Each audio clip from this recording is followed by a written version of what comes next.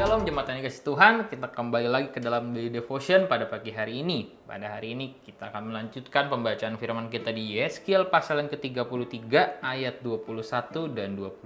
Sebelum itu mari sama-sama kita bersatu dalam doa. Tuhan, kami mengucap syukur atas pagi hari ini.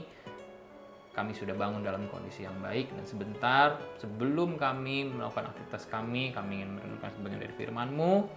Biarlah firman-Mu menjadi kekuatan bagi kami pada hari ini. Di dalam nama-Mu kami telah berdoa dan mengucap syukur. Amin. Bapak Saudara, Yeskiel pasal 33 ayat yang ke-21-22 dengan judul perikop berita kejatuhan Yerusalem. Nah, pasal ini merupakan sebuah titik balik Bapak Saudara. Kalau kita lihat di ayat yang pertama ada judul yang diberikan adalah nubuatan pengharapan bagi Israel. Nah, Bapak Saudara mungkin ya kita pernah nih berada dalam situasi kita tahu sesuatu yang buruk akan terjadi dan kita sudah memperingatkan orang lain nih. Tapi gak didengerin, diabaikan. Ya, lalu kita harus menunggu dalam keheningan selama bertahun-tahun sampai ya momen pembuktian itu tiba. Sama seperti yang dialami Yeskiel pada Yeskiel pasal 33 ini. Seperti kita tahu, Yeskiel dibagi dalam dua bagian yang drastis ya. Ada pasal yang pertama sampai 32 yang isinya itu penuh dengan teguran dan nubuat penghukuman, dan di pasal 33 ini berubah total Bapak Saudara menjadi sebuah perkataan yang penuh dengan pengharapan dan restorasi. Kita coba lihat ayat yang ke-21. Pada tahun ke-11 sesudah pembuangan kami dalam bulan yang ke-10 pada tanggal 5 bulan itu, datanglah kepadaku seorang yang terluput dari Yerusalem dan berkata, kota itu sudah ditaklukkan. Nah, selama kurang lebih 7-12 tahun Nabi Yeskiel itu berkhotbah di Babel kepada para pengungsi Yahudi. Pesannya sama dan ya tidak berubah. Yaitu apa? Yerusalem akan hancur karena dosa-dosamu. Orang-orang tidak ada yang percaya selama itu, Bapak Saudara. Mereka pikir Yerusalem itu kota yang suci dan tidak akan pernah runtuh. Mereka menertawakan Yeskiel dan menganggapnya sebagai orang aneh yang ya hanya menceritakan cerita kosong aja, Bapak Saudara. Tapi ketika orang yang lolos dari Yerusalem itu tiba di Babel setelah menempuh perjalanan selama berbulan-bulan, dan orang itu mengatakan kota itu sudah ditaklukkan. Wow, kaget Bapak Saudara. Ini adalah berita duka yang sangat mengerikan, tapi sekaligus menjadi sebuah bukti bahwa Yeskiel bukan nabi palsu, bahwa Tuhan tidak berbohong. Bapak Saudara, setiap kata yang diucapkan Tuhan melalui Yeskiel terbukti 100% akurat. Coba kita lihat dulu ayat ke-22.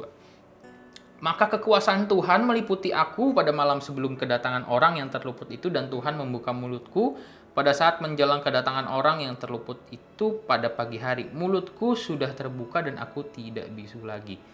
Nah, kalau kita perhatikan ada kalimat aku tidak bisu lagi. Nah, kita coba lihat mundur sedikit Bapak Saudara. Pada Yeskiel pasal yang ketiga, di awal pelayanannya Tuhan itu secara supranatural membuat lidah Yeskiel itu melekat pada langit-langit mulutnya ya.